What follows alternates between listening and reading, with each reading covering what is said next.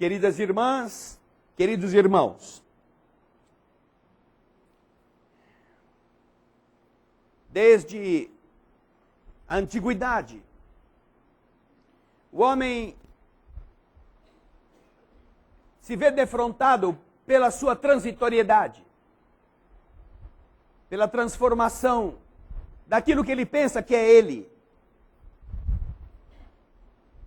Sobretudo porque acostumados a nos olhar demais no espelho,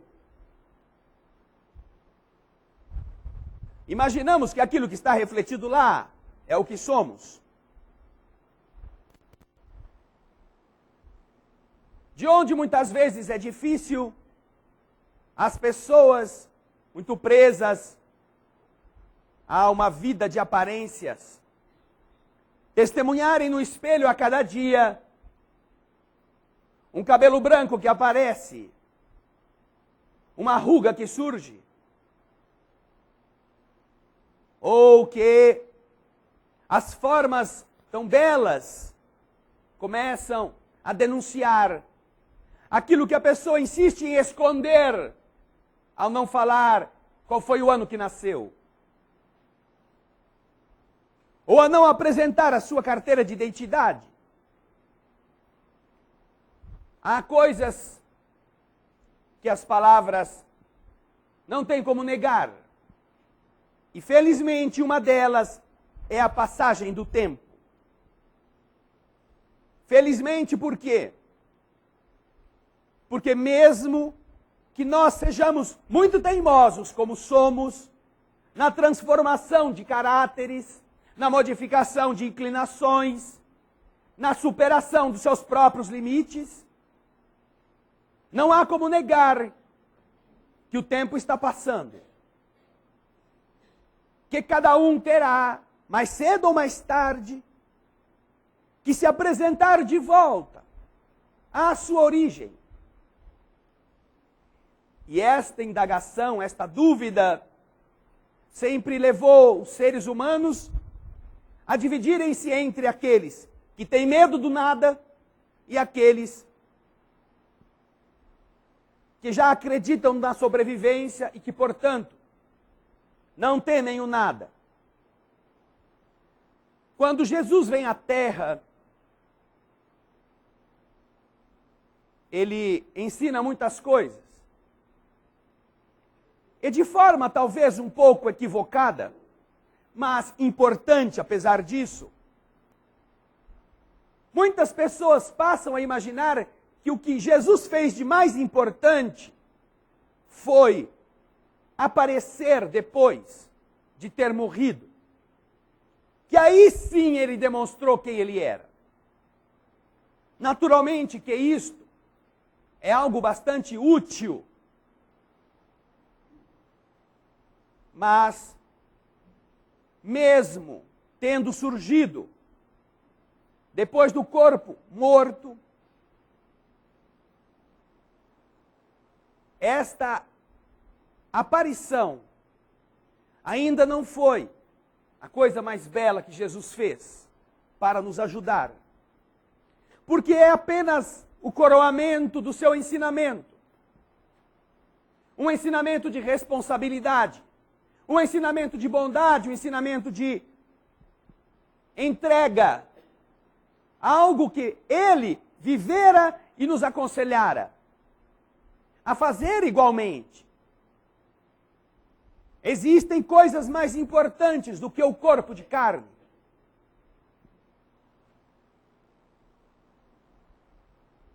E nisto está o ensinamento principal.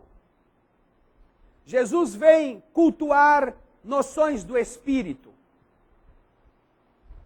que o homem desde então não gostava muito de seguir, porque estava mais preocupado com o seu rebanho, com quanto ganhar, com os lucros que ia obter, com a sua aparência.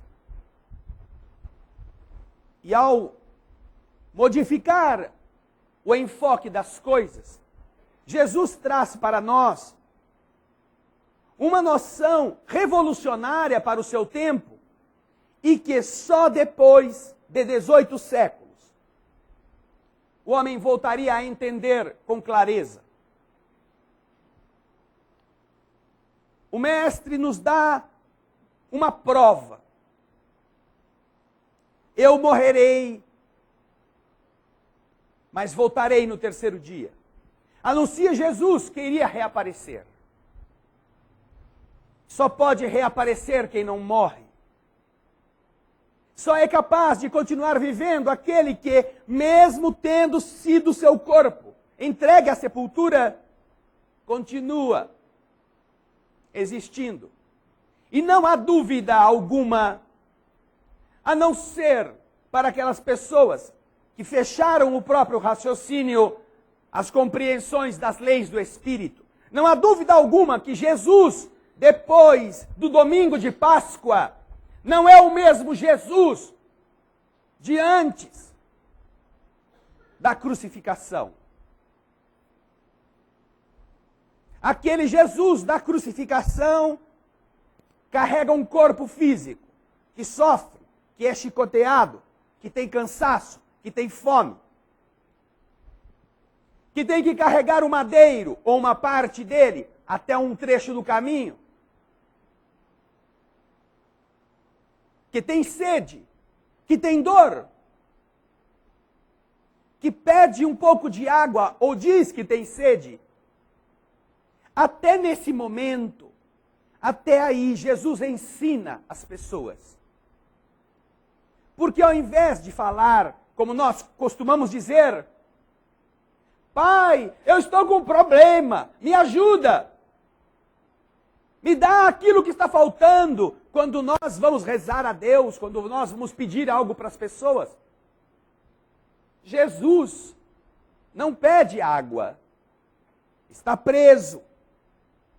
Não pode descer para ir buscar uma cuia. Não pode solicitar que as suas mãos alcancem. Esta posição de debilidade certamente nos colocaria exatamente na postura de pedir, me dá um pouco de água. Mas Jesus não faz isso. Jesus apenas comunica o seu sofrimento. E ele diz, tenho sede.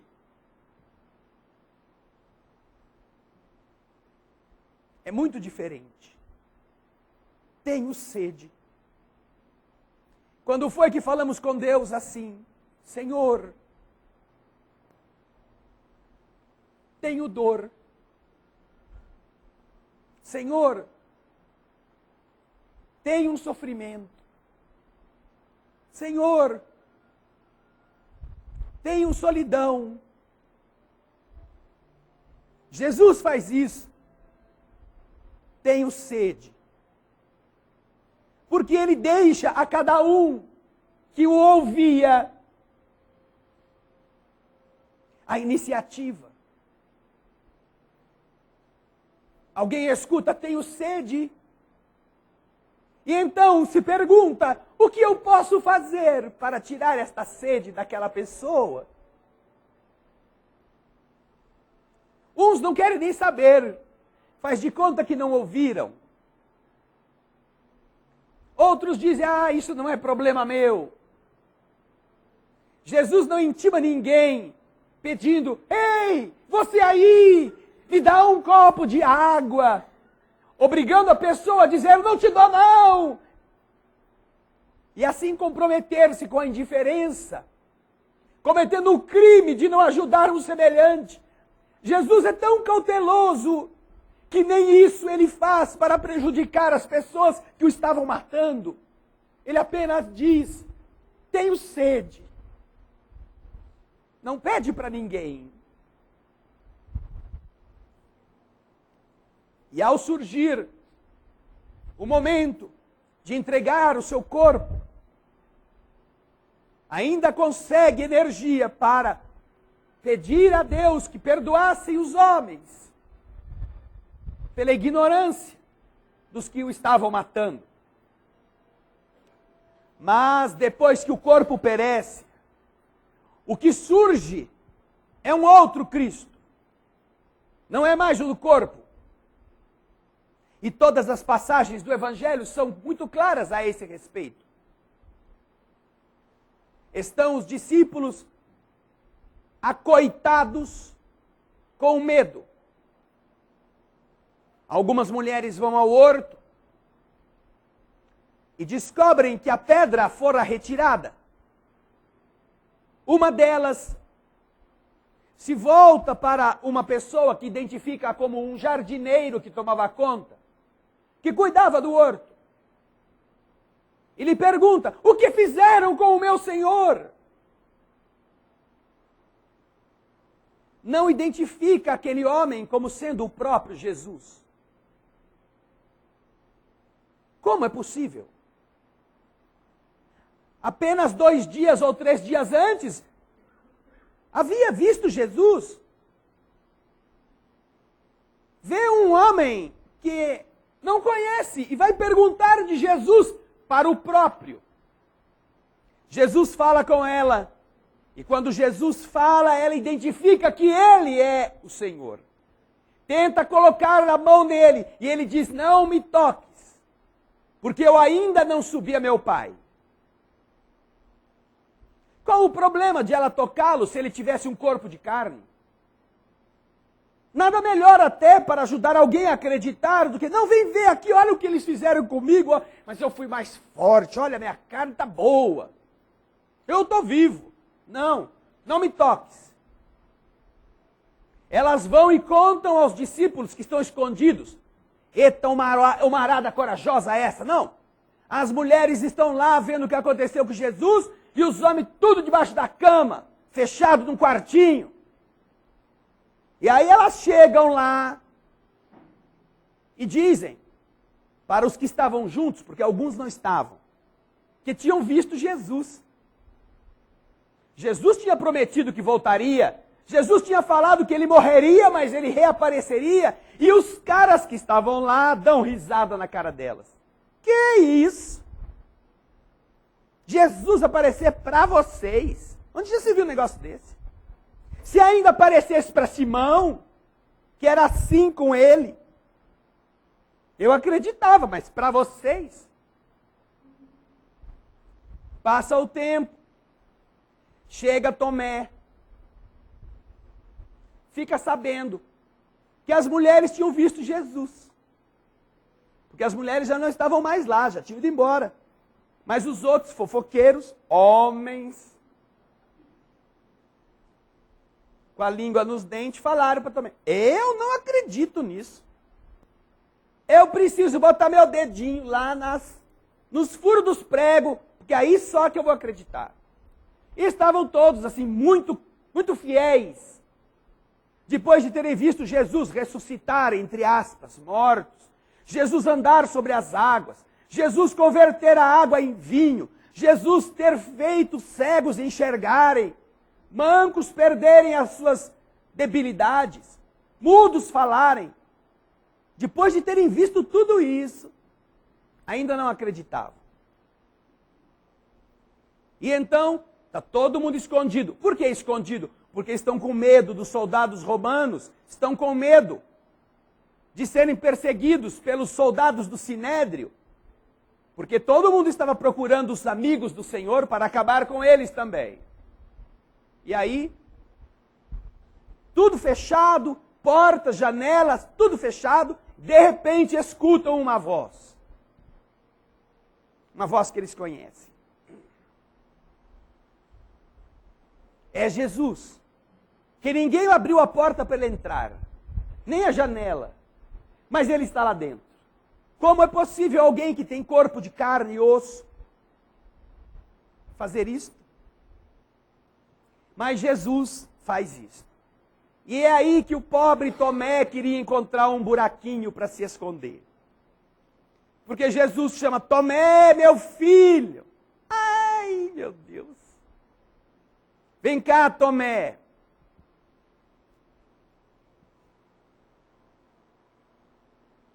Quantos Tomés somos nós? Que somos cristãos quando tudo vai bem. mas que quando as coisas começam a piorar, já não temos a mesma convicção de sempre. Vem, Tomé, põe o teu dedo aqui.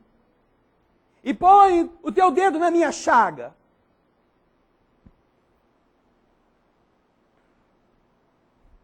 Bem-aventurado és tu, Tomé, que precisou ver. Mas bem-aventurados são todos os que creram sem precisar ter visto. Jesus acabara de reaparecer. É domingo. 2 dos seus seguidores estão fugindo em direção a Emaús. E esta passagem do Evangelho, em uma das nossas salas de passe, vocês encontrarão estampada nas paredes. 2 homens caminham, conversando sobre o que acontecera naquele dia. São 2 dos seguidores do Cristo. Lúcio conta esta cena no livro O Amor Jamais Te Esquece. Zacarias, acompanhado de Cleofas. E encontram no meio do caminho, naquele domingo triste, um viajor que se une a eles na caravana perguntando: mas o que vocês estão fazendo vindo de Jerusalém tão depressa? E os 2 respondem: mas é impossível que você não saiba o que aconteceu em Jerusalém. Houve a crucificação. E começam a contar para aquele homem, que começa a andar com eles. E conversa com eles até a chegada em uma estalagem. Quando chegam na estalagem, os 2 que haviam conversado com o estranho, que eles não sabiam quem era, vendo que a tarde já se encaminhava para a noite, convidam o homem: fique conosco. Já está se fazendo noite, o caminho é perigoso, nós vamos parar aqui, coma conosco. E o homem fica. Então, quando chega o momento do alimento, este homem, à mesa, pega o pão simples e o divide. E quando este homem estranho faz isto, os 2 que o acompanhavam então descobrem que é Jesus. Como pode ser que tenham andado 3, 4, 5 horas com aquele que eles seguiam e não sabiam que era ele? Não pode ser o corpo de carne. Não pode ser a aparência que a carne fornece ao ser. O Senhor, naturalmente, se modifica numa fisionomia desconhecida, coisa que só a doutrina espírita poderia depois explicar, para que através deste contato neutro pudesse ouvir o que os seus amigos pensavam a respeito de tudo o que havia acontecido. E depois revela-se para que eles saibam de quem se tratava. O corpo de Jesus, depois da crucificação, é a prova da sobrevivência da alma, que deveria valer a qualquer cristão que entendesse o ensinamento, sem precisar que fôssemos ao cemitério em uma data especial, como se hoje todos os defuntos estivessem de plantão nas suas tumbas, esperando quantos visitantes vão chegar. E já imaginaram aquelas tumbas de 1900 e bolinha, que a família já quase desapareceu todinha, e está lá o pobre do espírito, esperando. E do lado tem alguém muito famoso, ou que a família ainda está viva, e vem um e traz uma florzinha, e vem outro traz a florzinha, e vem outro traz a florzinha, e o espírito que está lá olha para ele e fala: você está vendo como é bom ter família? Eu depois te empresto uma, se você quiser, para você não ficar tão triste. Não podemos imaginar que a sobrevivência se reduza a um dia no Campo Santo, em que os que morreram, ou pelo menos parece terem desaparecido, vão reencontrar os que amam. Ou vão ficar se incomodando, se foram ou não ao cemitério. Ah, André, mas quer dizer então que não tem nenhum espírito no cemitério? Claro que tem. Tem vários. Tem aqueles que acham que é a última morada e que continuam morando lá, até serem despejados por alguma ação de despejo no mundo espiritual. Tem aqueles que vão para lá porque os seus parentes foram lá. Ah, toda a família se reuniu na minha tumba, o que eu vou ficar fazendo em casa? Eu vou lá porque estão lá. Mas se eles tivessem se reunido na sala de uma das casas da família, para onde ele teria ido? Lá para o cemitério, ficar esperando ninguém? Não, estaria lá com os que ama. Se nós entendêssemos o que Jesus ensinou, nossa reação seria outra.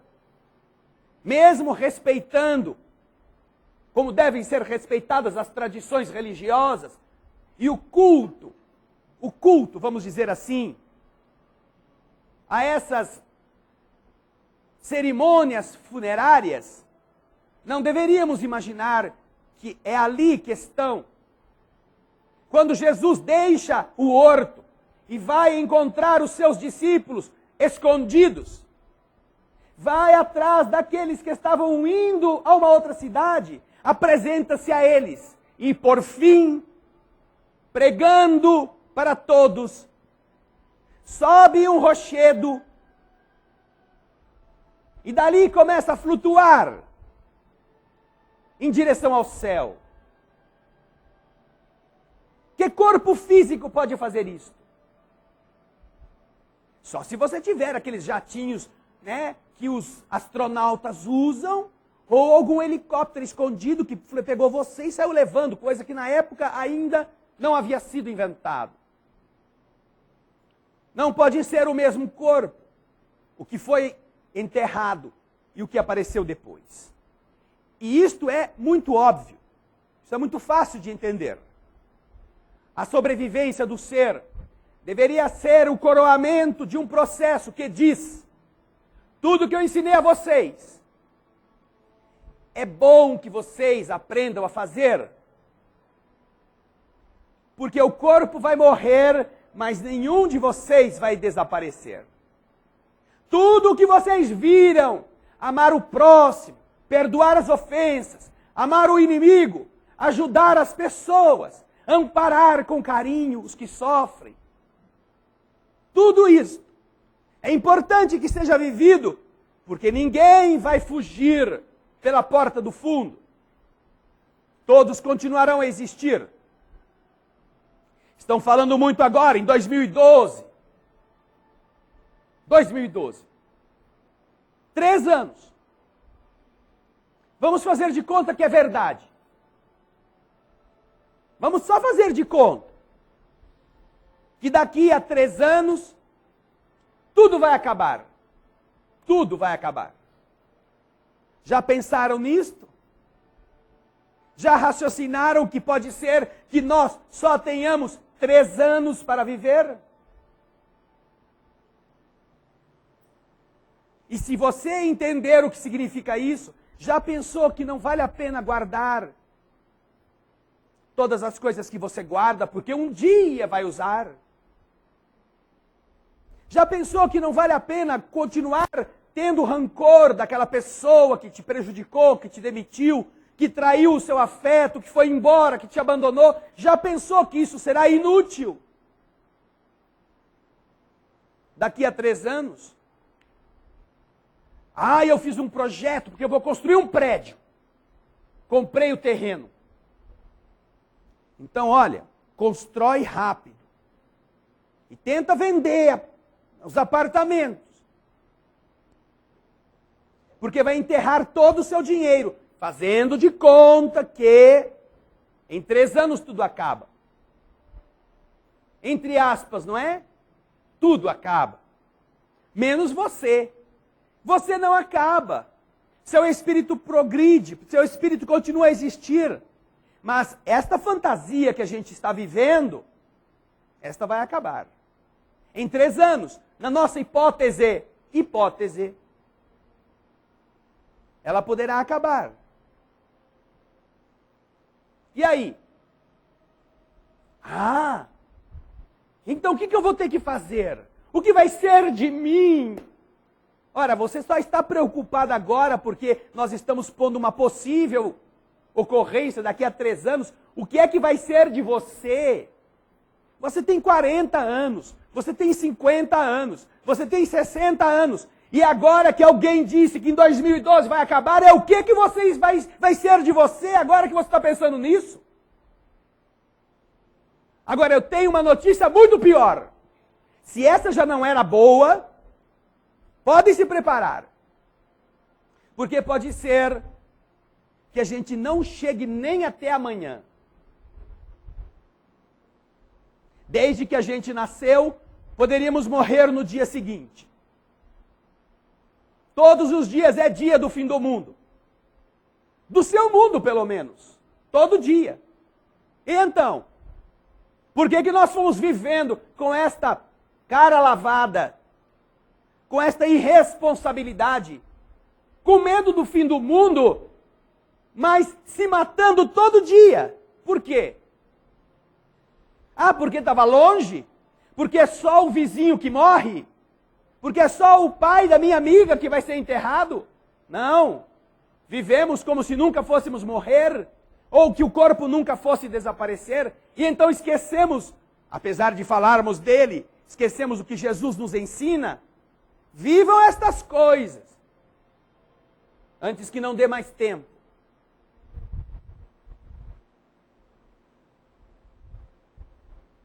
Esse cristianismo que as pessoas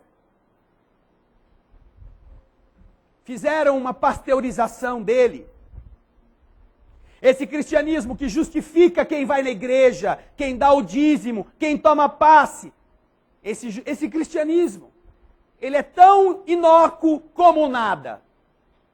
Ele é tão inútil para fortalecer uma pessoa quanto se ela não tivesse nenhuma crença. E aliás, ele é pior. Porque você não pode negar que aprendeu coisas, que escutou coisas. Diz André Luiz, espírito, que se você teve contato por 1 semana com o cristianismo, você não pode mais viver do mesmo jeito. Só 1 semana é capaz de tirar de você a prerrogativa da ingenuidade em qualquer coisa que você for fazer. Então, o que é que estamos esperando? Chegar 2012? E aí, agora então é que a gente vai... Ai, meu Deus, será que vai dar tempo? Dá tempo de quê? Você teve 40, 50, 2.000 anos. Nós tivemos. E então a nossa consciência só fica pesada quando alguém marca uma data para a gente chegar no fim do mundo? Poxa, quer dizer então que agora eu vou ter que ser bom à força? Não. Pode continuar sendo essa mesma porcaria de sempre. Só não reclama depois do seu destino. Porque há 2.000 anos estão ensinando a gente. O corpo morre, mas o espírito continua vivendo. Você não vai morrer, não fique triste. Só que para continuar num ambiente adequado, num ambiente melhor, precisará ser melhor. Se não se melhorar, não vai ter jeito. Vai continuar existindo em outro lugar, que é um pouquinho pior. Que é um planeta mais primitivo, mais denso, mais atrasado. Que é coisa mais legal do que você descobrir como é que vivia o Fred Flintstone ao vivo? É aquilo. Mais ou menos. Bedrock. Vai botar no seu cabelo lindo um pedaço de osso. Então, já pensaram em passar uma banhazinha de brontossauro para deixar alisado o cabelo? Uma situação de um planeta primitivo é daí para pior. Daí para pior. Mas qual é o desejo dos Espíritos? Que nós aproveitemos estes momentos e melhoremos. Mas não por medo de 2012. Por isso que nós colocamos isso como uma hipótese, que pode não acontecer. Poxa vida, esse cara é um salafrário. Fui lá no centro, ele ficou falando de 2012 e eu tive que ficar fazendo a coisa boa, me melhorar desde agora. Aí, hoje é 2013 e nada aconteceu. Que desgraça! Fiquei fazendo bem 3 anos à toa. Vou voltar a ser bandido, assim é que vale a pena. Será que é isso que vamos dizer? E vamos nos dizer cristãos ainda? Sabe por quê? Porque o nosso cristianismo continua sendo daquele que vê Jesus ressuscitar, mas tem medo de morrer. Daquele que vê Jesus pedir para a gente ajudar o próximo, mas a gente quer mesmo é pisar na goela dele e tomar o que ele tem no bolso. Nosso cristianismo é aquele que fala para a gente perdoar 70 vezes, 7 vezes, mas a gente não esquece nada do que alguém nos fez passar. Não, eu esqueço. Eu já não rezo. Eu não tenho mais ódio dele, porque agora eu sou espírita. Agora eu peço a Deus por ele. Agora ele me fez muito mal. Eu chorei lágrimas de sangue. Mas eu já aprendi a perdoar ele. Não tenho mais raiva dele. Mas Deus é Pai. Deus vai fazer ele pagar tudo o que ele fez. Jesus manda a gente perdoar e a gente fica esperando que Deus seja mau para se vingar de nós, ou para nos vingarmos dele. Esse é o cristianismo de contrabando, que nós tentamos pasteurizar, sentando e levantando, sentando e levantando, sentando e levantando, repetindo frases que a gente não sabe nem para que estão ali. Esse é o cristianismo. De pessoas que pensam que é bom tomar uns passezinhos para de vez em quando se liberar dos encostos. Ao invés de a própria pessoa deixar de ser o próprio encosto. Porque é uma encostada. É uma encostada preguiçosa em fazer o bem. Preguiçosa em melhorar. Preguiçosa em aprender. É um encosto na vida dos outros. Cria problemas para todo mundo e de vez em quando vai tomar uns passezinhos. Você é espírita só? Que livro você leu? Não é que eu assisto novela da Globo. Você é espírita de novela. Aprendi a reencarnação, aprendi que o espírito aparece, faz algumas coisas estranhas. Ai, eu sou espírita. Agora, também tem dia que eu sou católico. Mas tem dia que de vez em quando também vou lá pagar o dízimo porque meu amigo fez esse negócio, ficou rico.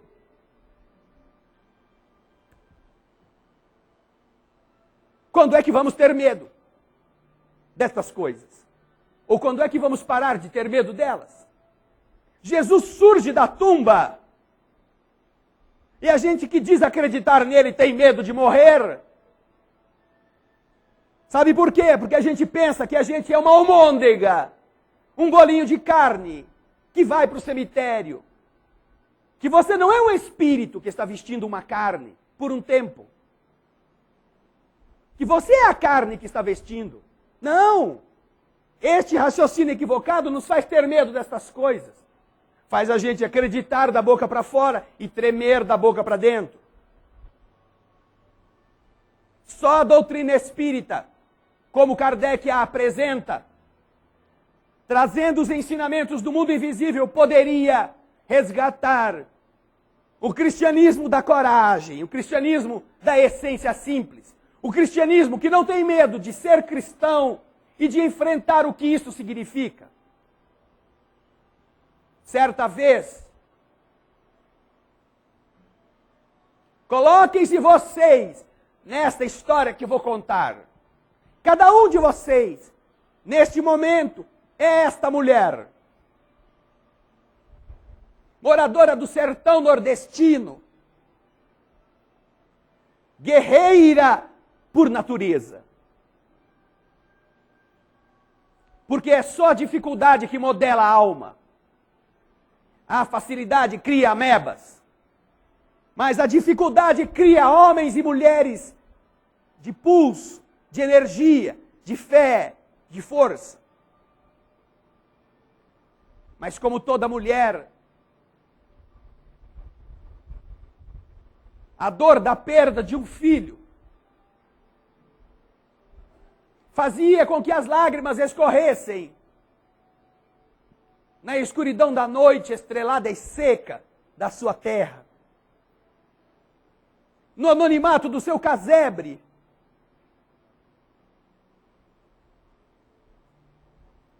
Sentia ela a perda de alguém que ela amava. E sentira que não podia ser verdade, que o mais próximo que ela poderia estar era quando ela fosse na terra causticada pelo sol, onde o corpo havia sido sepultado, falar da sua saudade para alguém que ela não via. Não era possível que fosse isso tudo, que viver significava amar terrivelmente para despedir-se sobre um corpo debaixo da terra. Ouvira então que numa cidade muito longe, numa viagem que era quase atravessar metade de um continente ou de um hemisfério, um homem tinha a possibilidade de ouvir, de sentir, de ver e de escrever o que aqueles que a gente chamava de mortos diziam.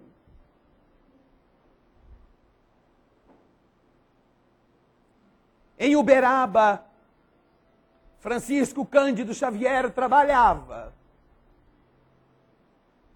Na mediunidade especial deste homem, deste apóstolo da humildade,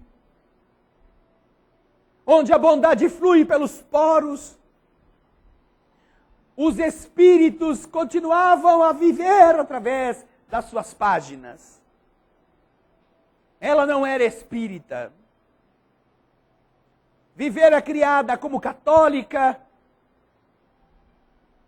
e sua fé era maior do que as igrejas, porque não dependia das pedras, não dependia dos rituais, era a fé do que tem que lutar para não morrer a cada dia, que a sustentava.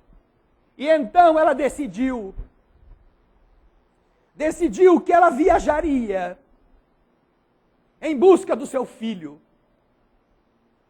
Se é verdade que ele existia, ela iria encontrá-lo. Era pobre. Arrumou suas trouxas. Pôs alguma coisa dentro de um saco, como mala de pobre, umas mudas de roupa, um pedaço de pão, alguma coisa para comer. E sem dinheiro nenhum, saiu a pé até a estrada. Na estrada, conseguiu a carona de um caminhão que ia para uma cidade maior. Subiu na carroceria e foi como bicho, de carroceria em carroceria, de boleia em boleia, que esta velha, com o coração jovem de mãe, foi descendo o nosso Brasil, na direção de uma cidade que ela nunca sabia que existia no mapa. Mas de ir perguntando, ela que era analfabeta, foi, se aproximando do destino. Nós temos alguns ideais, às vezes, queridas irmãs, queridos irmãos, e como não aparece alguém que nos dê uma mãozinha, como não aparece uma facilidade, como está muito quente ou é muito longe, a gente logo desanima. Mas essa mulher não. Seu amor era verdade. E então, sem saber direção, sem saber se conseguiria, ela foi descendo o nosso país na direção de Uberaba, onde ela não tinha onde ficar hospedada, não tinha nenhum conhecido. No meio do caminho foi roubada porque adormecera, cansada, na carroceria de um caminhão. E algum espertalhão tomou-lhe as poucas coisas. Mas ela foi em frente, pedindo uma coxinha, um salgado, se oferecendo para lavar prato, para pagar o que comesse em algum posto. 3 meses transcorreram dela sair da sua cidade, no sertão nordestino, e por fim ver a figura de Uberaba surgindo no horizonte dos seus sonhos. É um tal Chico. É um tal Chico. Vocês conhecem um tal Chico que está por aí, que diz que recebe espírito? E assim, essa mulher acabou chegando ao lugar onde Chico atenderia. Ninguém a conhecia. Não disse quem era. Disse apenas que queria participar e ficou lá de plantão esperando abrir no horário que disseram que abriria.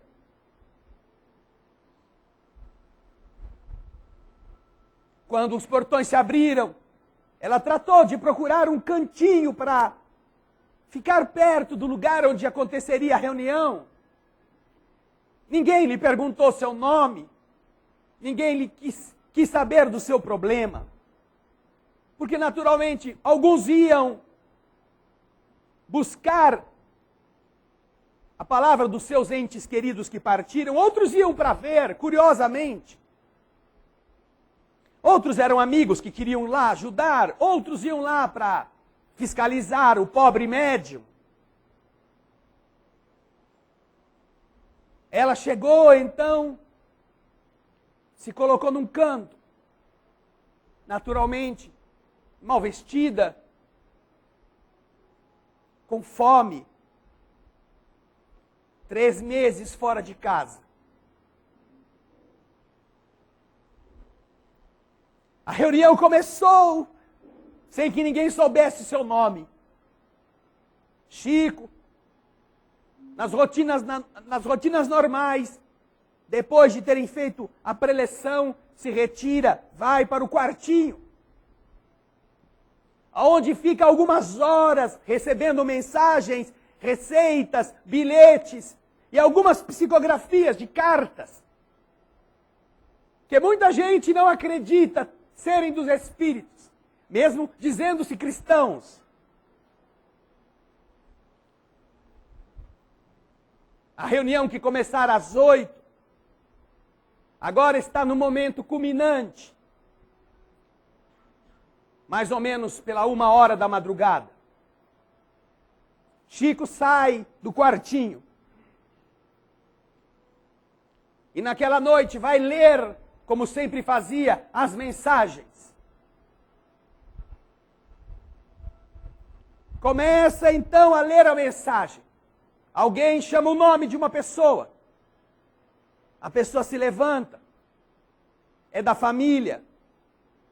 Aquela mensagem é de um parente que vem saudar aqueles que foram até ali, buscar o conforto. Lágrimas naturalmente pulam dos olhos quando as pessoas escutam seus nomes sendo lidos num pedaço de papel. Segue-se a segunda mensagem. Indagam o nome, a pessoa levanta o braço, de novo, um pai volta para saudar o coração do filho que fora buscar uma notícia dele, que também se emociona. Uma terceira mensagem do mesmo modo, até que na última mensagem da noite, chamam um nome, mas ninguém se identifica. Cochicham no ouvido do Chico. pessoa não está. O Chico diz, chame de novo. Chama um nome novamente. A pessoa fica silente.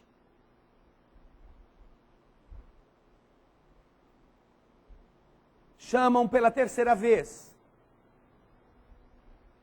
E então Chico diz, mesmo assim eu vou ler a mensagem. Começa a ler. Mãezinha querida, você não imagina a minha emoção ao vê-la aqui hoje. Eu que estive com você na carroceria de cada caminhão que você subiu para chegar aqui. Desde o primeiro dia, 3 meses atrás, quando você saiu da nossa casa na cidade X, do sertão do Nordeste. Mãezinha, que bom que você veio, eu posso falar com você novamente. Como eu gostaria que você abraçasse papai fulano de tal. Minha irmã, que não pôde vir com você porque ficou em casa tomando conta da nossa roça. Mãe querida, que bom que você veio aqui para que eu pudesse gritar aos seus ouvidos que eu não morri, que eu estou vivo. E a voz do Chico ia rasgando o silêncio. E aquela pessoa que humilde, sem conhecer ninguém, se recusar a identificar-se por medo, quando ouvira por 3 vezes o seu nome sendo chamado, sai lá do fundo onde estava quase que ocultada pelo volume de pessoas e vem na direção da mesa. Sou eu a mãe dele. E Chico termina a leitura desta carta comovente que conta para todos o que ninguém sabia, somente aquela velha, da fome que passou, do roubo de que foi objeto, das violências pelo caminho, mas da coragem de chegar ali. E quando ela se apresenta e a emoção do ambiente contagia os corações, Chico a abraça e lhe entrega o chumaço de papéis que ela não sabe ler. Que ela abraça e diz, graças a Deus eu tenho meu filho de volta. Vivo. Não é mais uma caveira debaixo da terra, um nome em uma placa, uma lágrima de saudade. É uma alma viva. Como vivas estão todas aquelas que cada um carrega hoje na saudade, em qualquer parte do Brasil ou do mundo, e que são capazes de sentir a sua emoção, a sua boa lembrança, o seu arrependimento, a sua gratidão, o seu pedido de desculpa. Porque do lado de lá continuam a amá-los. Sofrem quando vocês sofrem. Se orgulham quando vocês vencem. Sorriem quando vocês superam a si mesmos. Nas lutas contra os defeitos. E querem do fundo do coração, que cada um que está aqui, cada um de vocês que está assistindo, não se esqueça de que ninguém vai morrer, de que a vida continua, e que do mesmo jeito que você encaminha um filho pequeno para uma escola, porque você sabe que mais lá na frente ele vai precisar de uma profissão, mesmo que ele não goste, estes amigos, continuam se acercando de nós, como aqueles que estão vivos a dizerem-nos: meus filhos, não percam tempo. Não importa se for em 2012, não importa se for em 2030, não importa se for em 2200, não importa. A vida vai continuar sempre. Mas enquanto estiverem na terra, vivam com qualidade. A qualidade da bondade. Porque esta é a moeda que funciona do lado de cá. Do esforço em superar-se. Na crença não mais fingida de que o bem transforma as criaturas. Na crença sincera de que você faz uma diferença muito grande na vida de toda a sua comunidade. Que cada gesto de bondade é capaz de resgatar centenas de almas. É capaz de transformar multidões. Cada criatura que se vê diante dos seus passos é um convite de Deus para que você seja quem resgate aquele que está caído. 2 de novembro é uma data simbólica que comemora exatamente aquilo que todos os dias deveria ser lembrado. Que não existem defuntos, nem fantasmas, nem assombrações. Existem, como já nos ensinavam os antigos egípcios, ao falarem do processo de chegarmos ao mundo do outro lado do rio, existem julgamentos que não vão levar em conta outra coisa a não ser o peso dos corações. O livro dos mortos dos egípcios fala exatamente isso.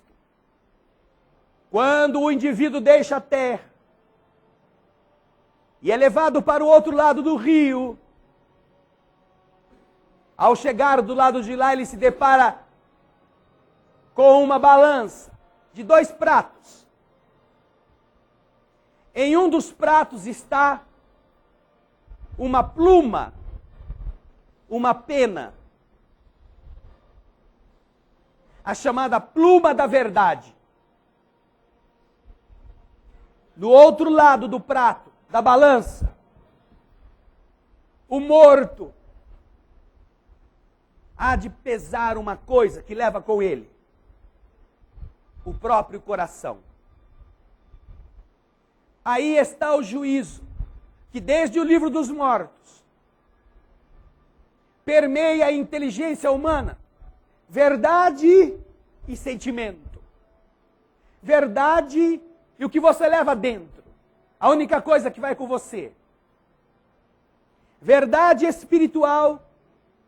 E Jesus falando: ama a Deus sobre todas as coisas e ao próximo como a ti mesmo. Nestes 2 mandamentos que representam uma única coisa, o amor, está contida toda a obra, toda a escritura, todos os livros e todos os profetas. Basta isto. Não é mais um culto dos que morreram. É um culto dos que continuam vivendo. Daqueles que certamente, como hoje vocês não foram ao cemitério,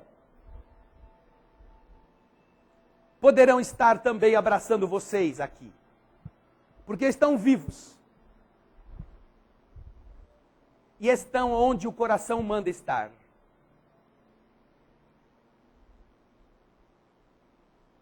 Isto Jesus também ensinou.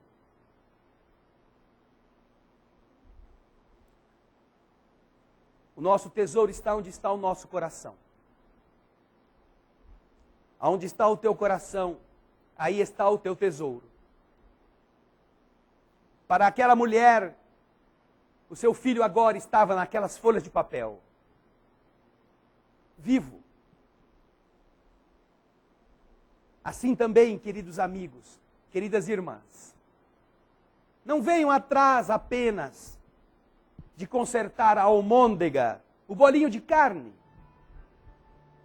Não venham em busca de construir algo em cima daquilo que vai perecer. Para os espíritos, vocês valem mais do que essas células que vão depois se desagregar. Vocês nunca vão acabar. E não importa se vai ser hoje, amanhã, ou em 2010, ou em 2020, ou em 2200, não importa. Vamos viver como se fosse amanhã o último dia. Vamos viver com alegria. Vamos pedir desculpas para quem a gente ofendeu hoje. Vamos devolver o que tomamos. Vamos reajustar nossas contas com aqueles que prejudicamos para diminuir os prejuízos. Vamos ser bons, como Jesus pediu que fôssemos. Porque pode ser que a gente fique esperando chegar para ver se vai valer a pena. Mas no dia que chegar, aí já será tarde. Aí perdemos o bode. Aí perdemos a oportunidade. Aí perdemos o transporte para dimensões diferentes da vida. Não morreremos, não, viveremos. Só que de forma bem diferente. Que o mundo espiritual possa, de verdade, fazer parte da sua realidade. Não importa que religião você tenha, acredite nela. Viva o que ela te pede, na essência para viver. Porque ninguém será mal fazendo o que Jesus pediu para a gente fazer. Ninguém vai errar. Ninguém vai se condenar aos infortúnios das trevas exteriores, como Jesus fala. Ninguém, se fizer o que Jesus pediu para fazer. Aí está o mais importante que Jesus fez. Nos ensinou a viver pelas leis do Espírito. Estas que respeitam os que foram ao cemitério, mas que falam com os mortos, por eles estarem vivos para sempre. Quando entrarem na sala de paz, lembrem disso. Homenageiem os que amam, os que já partiram, fazendo o que eles pediram que vocês fizessem. Lembrem de seus pais, de suas mães, pelos exemplos de bondade que eles deixaram, pelos conselhos que semearam em seus corações. Lembrem-se dos que você sepultou como filhos, do amor que continua existindo entre vocês, que continuam vivos,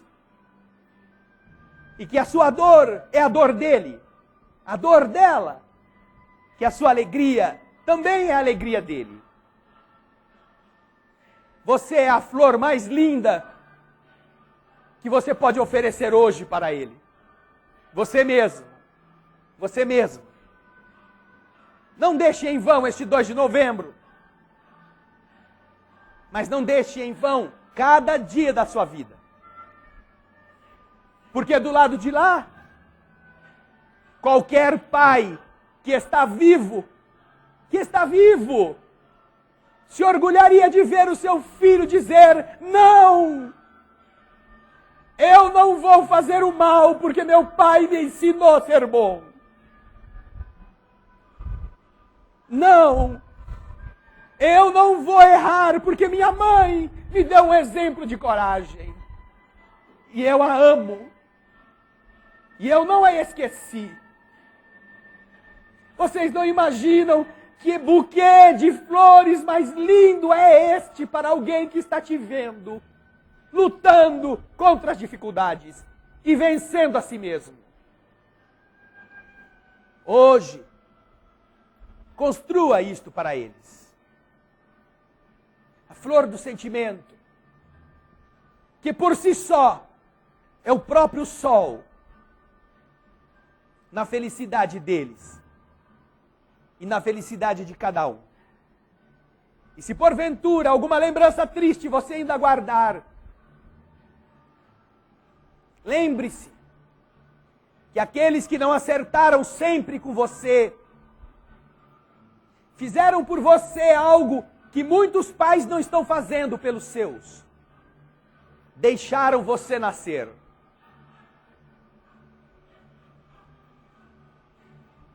Carregam com eles, talvez, a consciência doída por não terem sido bons pais, boas mães, bons filhos. Mas esqueçam disso. Ame-os. Porque todos estamos aqui por causa deles. Já vale muito a pena. Você pode amar o seu filho, pode vê-lo crescer, pode ter a alegria de ver seu neto surgir, porque aquele ser lá atrás não te matou. Deixou você viver. Só por isso, já por isso, já é uma grande coisa a gente agradecer a Ele. A bênção que nos fez. Hoje é um dia de abençoar. Vamos aproveitar e fazer. Quando entrarem na sala de passe, lembrem deles, com o melhor sentimento que tiverem. Vai valer muito a pena sentir a alegria que nós causaremos nos seus corações, vivos e indestrutíveis. Muita paz. Querido Mestre, nós te agradecemos as dádivas da vida. E em especial num dia tão importante, justamente porque nesta data, quando multidões visitam as caveiras nos cemitérios, nós nos reunimos para que aqueles que continuam vivendo possam compartilhar conosco da nossa prece, possam sentir nosso carinho por eles, possam nos abraçar num abraço que enternece, que mata uma saudade que imaginávamos jamais ter fim. Que bom, querido Mestre, que unidos, nossas vibrações podem recair sobre aqueles que estiveram em nossas vidas e que continuam a viver, ainda que respeitemos o lugar da última morada de um corpo de carne. Nós sabemos que Deus não cria nada para que fique como criatura sepultada. Mesmo os corpos se convertem nos elementos que vão compor outros corpos. Do mesmo modo, então, espíritos queridos que se vinculam ao nosso sentimento podem também receber a nossa vibração,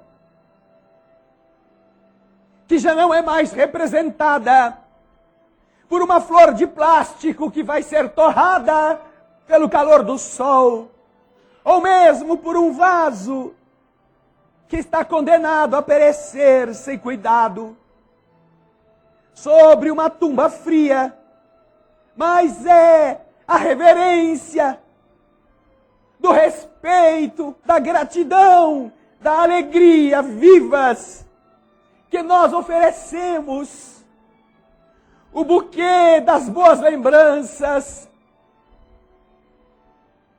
o vaso florido que não murcha, das recordações, dos bons conselhos que recebemos, de todos aqueles que, de alguma maneira, desgastaram-se em vida para que a gente pudesse viver. Que bom, Senhor querido, que esta oração pode rasgar a atmosfera e encontrar para abraçá-lo, para abraçá-la, a alma querida, que haverá de sentir a nossa lembrança. E assim, de novo nos abraçar igualmente, como fazia quando éramos crianças, quando estávamos juntos. E é assim que cantaremos uma vez mais, oferecendo a esses espíritos vivos o melhor que nossas almas possuem. Ajuda-nos, Senhor. Almas do céu, ouvi o doce canto do fundo do coração, com calor repleto de perfume em flor, como se fosse um só imenso jardim.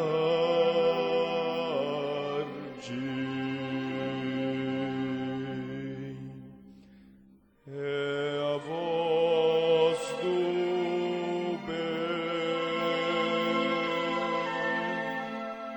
que o Cristo tem para espalhar por toda a terra e fazê-la cantar.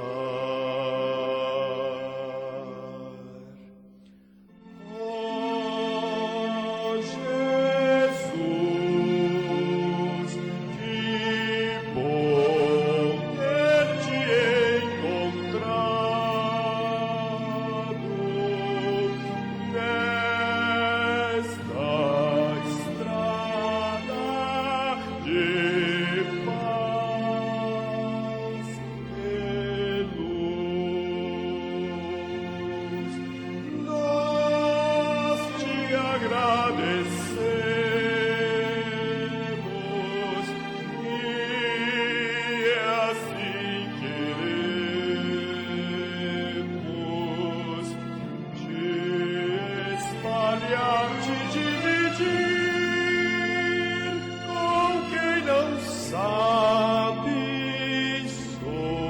sorrir, a quem ficou na solidão. Deixa eu estender a tua mão a quem precisa te encontrar. Deixe ajudá-lo a te achar, ó meu Senhor.